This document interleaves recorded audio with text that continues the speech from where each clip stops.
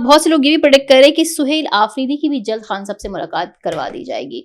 और उसके बाद क्या अभी तक तो पीटीआई ने जो है कॉल ऑफ नहीं की है 27 सितंबर की जो लॉन्ग मार्च की वो जो कॉल है जी, उसके बाद क्या ये कॉल ऑफ हो जाएगी और ये मुलाकात हो जाएगी? सबसे पहले सवाल तो मेरा ये है। देखिए जी, सुहेल आफरीदी साहब जो है ना, जब उनकी मुलाकात होगी इमरान खान साहब से, मैं सोच रहा हूँ वो क्या कहेंगे, इसकी उसकी इसकी कहेंगे तो खान साहब उनसे पूछेंगे और वो बताएंगे कि क्या कहेंगे क्या इमरान खान साहब से मुलाकात के बाद? लपटना पलटना झपटना, क्रेडिट ले लेंगे, कहेंगे देखिए हमने इतना शोर मचाया तो आपको अल-शिफा शिफ्ट कर दिया गया है। ओके, किसको शिफ्ट किया गया है वैसे? खान साहब को अगर वो हो गए नहीं, अगर कर दिया जाता है, आप तो सुप्रीम कोर्ट के अहकाम तो है ना अब तक सुप्रीम कोर्ट के अहकाम हैं कि सुप्रीम कोर्ट के अहकाम पर रिव्यू कर दिए ना, वो अपने फैसले पर नजरसानी करे। ये एप्लीकेशन दायर हो चुकी है, कल वो टेकअप हो जाएगी और कल वो केस जो है वो हम देख लेंगे कि वो शिफ्ट होते हैं या नहीं होते। मुझे तो मुमकिन नहीं लग रहा इमरान खान साहब की शिफ्टिंग, मुझे मुश्किल लग रही है क्योंकि जब रिव्यू दायर किया है, एक बात है कि आर्टिकल 25 जो कि आईने पाकिस्तान का है वो मसावात कहता है, तो ये मसावात से हट कर रहा है। चलिए शिफा शिफ्ट हो जाएंगे, हाँ पिम्स शिफ्ट हो सकते हैं, तो वो सुहेल आफरीदी इस चीज का क्रेडिट भी ले सकते हैं खान साहब के आगे अगर उनकी मुलाकात हो जाती है तो। ये भी अभी एक सवाल है। वैसे एक और चीज बड़ी, मुलाकात किस लिए करेंगे? वो कौन है? सीएमकेपी के कौन है? सियासतदान है। हाँ, सियासत के लिए मुलाकात करेंगे। एक तो सुप्रीम कोर्ट का फैसला जो कि साकिब निसार साहब वाला, वो कहता है कि एक सजा याफ्ता मुजरिम जो है वो सियासत में हिस्सा नहीं ले सकता। एक तो उसकी खिलाफ वर्जी हो जाएगी, दूसरा जो तहरीरी यकीन दहानी कराई है उन्होंने कि हम उनकी बीमारी को सियासत के लिए इस्तेमाल नहीं करेंगे, कमिटमेंट की है ना उन्होंने मीडिया पे बात सुप्रीम कोर्ट में। हाँ, कर सकते हैं, मुलाकात कर सकते हैं, मुलाकात तो कर सकते हैं। मीडिया की उन्होंने वो तो वुकला की और फैमिली की मुलाकात से मुतल्लिक था, सियासी लोगों की मुलाकात से मुतल्लिक। यानी आप कह रहे हैं सुहेल आफरीदी की मुलाकात नहीं होगी? आपका दिल है तो करा देते हैं। मेरा दिल नहीं, मैं आप तो आपसे चाहती हैं पूछ रही हूं ना। मैं तो देखें शफी जान की मुलाकात कहें तो फिर मेरा भी दिल आ जाएगा, अगर आप सुहेल आफरीदी की मुलाकात कहेंगे तो मेरा दिल नहीं है। अच्छा, मैं तो समझता हूं कि सुहेल आफरीदी साहब वजारत आला के मनसब के वर्दी नहीं है। हाँ, शफी जान है। शफी जान पे आप वो टिकटॉक अच्छी बनाते हैं, वो टिकटॉक इतनी अच्छी बनाते हैं कि उनकी टिकटॉक जो है वो इंटरनेशनल स्टैंडर्ड की है। पाकिस्तान का जो टॉप का टिकटॉकर है, जो टॉप का टिकटॉकर है, उसको अब यानी थ्रेड्स फील हो रहे हैं, वो इनसिक्योर हो रहे हैं शफी जान की टिकटॉक का जो स्टैंडर्ड है उसको देखकर। और जिस तरह अवाम में पजीराई मिल रही है उनको, जिस तरह मकबूलियत की बुलंदियों को वो छू रहे हैं, और जिस तरीके से उनका जो एक स्टाइल है देखने का, बात करने का, लोगों के साथ जब कोरियोग्राफ जिस तरह पूरा किया जाता है, मतलब मैं कहता हूँ टिकटॉक की बहुत टाइम आप ले लेते हैं टिकटॉक की दुनिया में उनका बहुत फ्यूचर है, बहुत ब्राइट फ्यूचर है। मेरे पॉडकास्ट के टाइम का तो बहुत टाइम लेते हैं आप उनकी तारीफों की। ये बजाय अजहर जावेद साहब की खबर, वो बड़ा तहलका मचाए हुए क्या कि खान साहब ने जो है वो 9 मई पर माफी मांग ली, एक दोस्त के जरिए पैगाम पहुंचा दिया गया है। आपने वो नहीं देखा? इतनी वायरल हो रही है।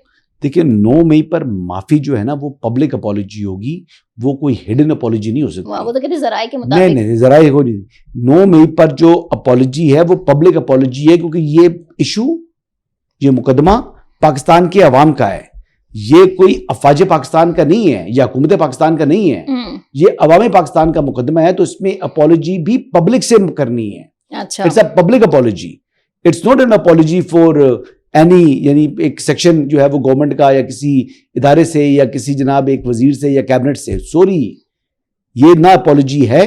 अगर अपॉलॉजी की है इस तरह की तो उसको यही कह सकता हूं अपॉलॉजी रिजेक्टेड। अच्छा, ये तो अजहर जावेद अगर ये है, अगर ये अपॉलॉजी की है, मुझे नहीं पता, अजहर जावेद साहब की खबर मेरे पास कल नहीं है, अगर उन्होंने की है तो मैं ये कहूंगा अपॉलॉजी रिजेक्टेड। अच्छा जी, पहले आपके पास रिजेक्टेड की खबर जरूर है।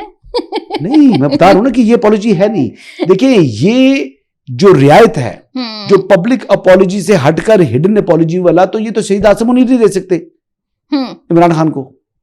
सही, आप ये बात समझी कि ये इख्तियार ना फील्ड मार्शल के पास है, ना अफवाज पाकिस्तान के किसी जिम्मेदार के पास है, ना हुकूमत पाकिस्तान के पास है। ये अवाम का मसला है, अवाम का मुकदमा है, अवाम से माफी है। अच्छा, ये उसके बाद फैसले के बाद मैं कल भी आपसे कह रही थी, देखिएगा क्या क्या इस पे तबसरे और तज्ज़िये होंगे, दूर दूर की कोड़ियाँ आएंगी। तो वही हम आज भी डिस्कस कर रहे हैं। बहुत से सीनियर जो जर्नलिस्ट हैं उन्होंने कहा जी पीटीआई के साथ चैनल ऑफ कम्युनिकेशन खुल गई है, और पीटीआई के साथ आने वाले दिनों में क्या होगा ये डिपेंड करेगा। जब तक खान साहब हॉस्पिटल में ज़ेरे इलाज रहेंगे, उस दौरान का क्या रवैया होगा, बहनों का, वकला का, पार्टी की आदत का जो बाहर मौजूद है, उस पर डिपेंड करेगा। अब इस पे आपका क्या तज्ज़िया है? जो ये बात तबसरा कर रहे हैं, मैंने कहूँगा मुबारक हो। अच्छा, कहते हैं कि वो क्या है, बिल्कुल जो है ना, वो एक बंदा नाई के पास गया, कहता है मेरे सर पर कितने बाल हैं, उसने काट के सामने आ गए हैं, गिन लो अब। तो बात ये है कि सामने आ जाएगा ये, आपके आप भी दर है, मैं भी दर हूँ, और कई सालों से मैं दर हूँ। यानी मुझे याद है कि इमरान खान साहब आज से 3 साल पहले जब गिरफ्तार हुए थे तो लोग कह रहे थे चंद माह में बाहर आ रहा है। तो मैंने कहा ये माह की बात नहीं है, सालों की बात करें। अभी भी मैं आपको बता रहा हूं कि अडयाला का चांसलर जो है वो अपनी मुद्दत पूरी करेगा, और अडयाला के चांसलर के लिए किसी किस्म की कोई रियायत नहीं है। Wake up, wake up.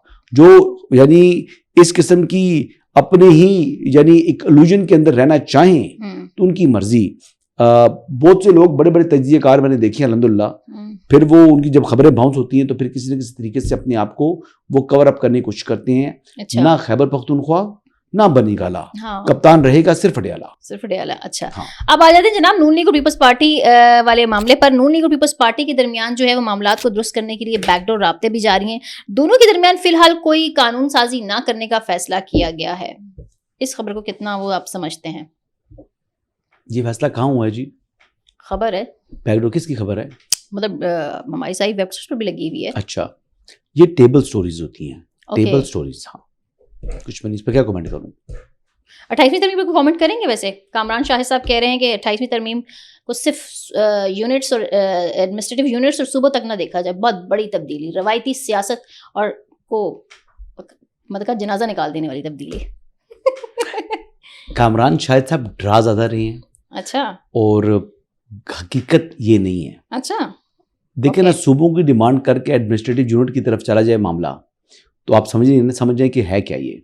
सूबे नहीं बन रहे, सूबे नहीं बन रहे, और सूबे बनाने के लिए यानी मजीद सूबे अगर बना भी लेंगे तो बहुत बड़ी आपको मैसिव चेंजेस करनी पड़ेंगी, बड़ी कॉम्प्लिकेशंस हैं, और वो वक्त नहीं है।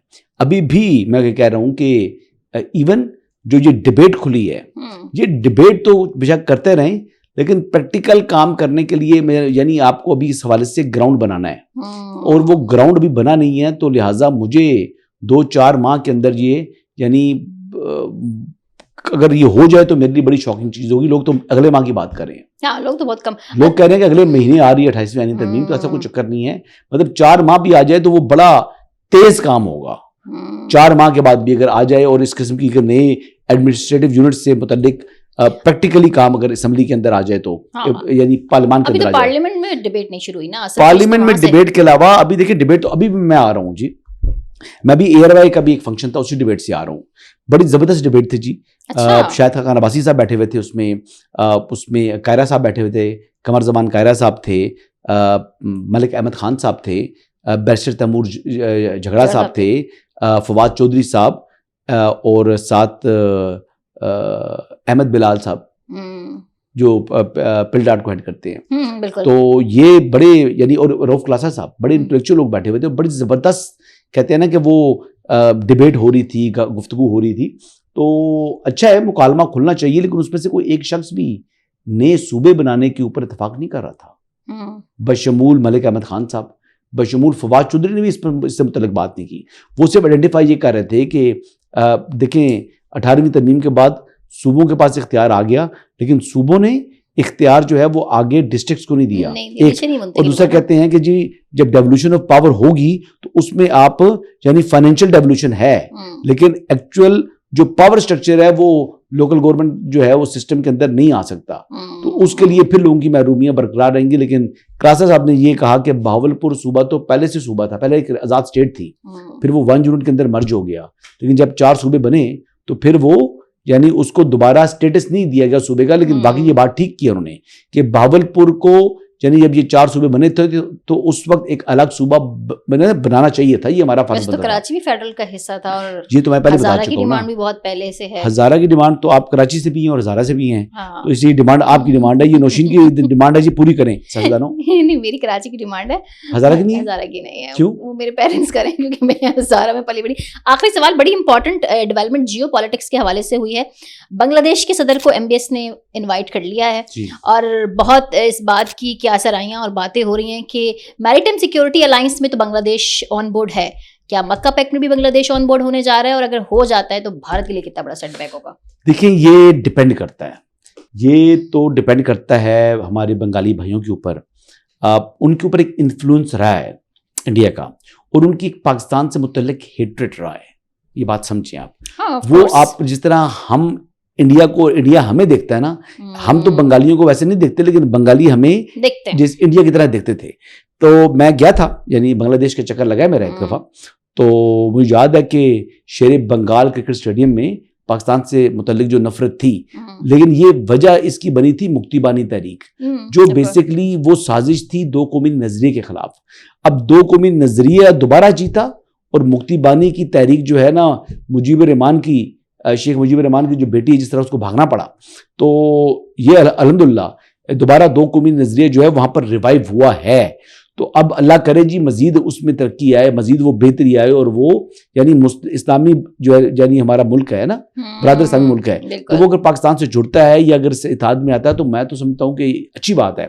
लेकिन क्या वो आएंगे, ये भी डिसीजन है उन्होंने लेना है। मेरा नहीं ख्याल इतना जल्दी ये होगा। अच्छा, इजिप्ट है, कतर की भी ख्वाहिश है, लेकिन कतरी भी आजकल थोड़े बहुत जो है ना वो पाकिस्तान से कोई रूठे लग रहे हैं मुझे, क्योंकि सऊदी अरब ने उनको एमबीएस ने उनको इनवाइट किया ना, तो इस पर ये तज्जिया चल मैं खाली कह रहा हूँ कतरी भाई भी हमारे कुछ थोड़े रूठे नजर आ रहे हैं, रूठे में है। अच्छा। वो बेसिकली अमेरिका ईरान जंग बंदी के हवाले से जो वो रोल प्ले कर रहे थे और पाकिस्तान ने उनको ऐसा मीडिएटर अपने साथ रखा था, तो फिर वो दोनों जो तरफ हैं, जो दोनों सालिस हैं और जो दोनों फ्रीकैन हैं, वो सालिस से नाखुश थे कतरियों से। अच्छा, इसलिए उन्होंने उनको साइड पे किया।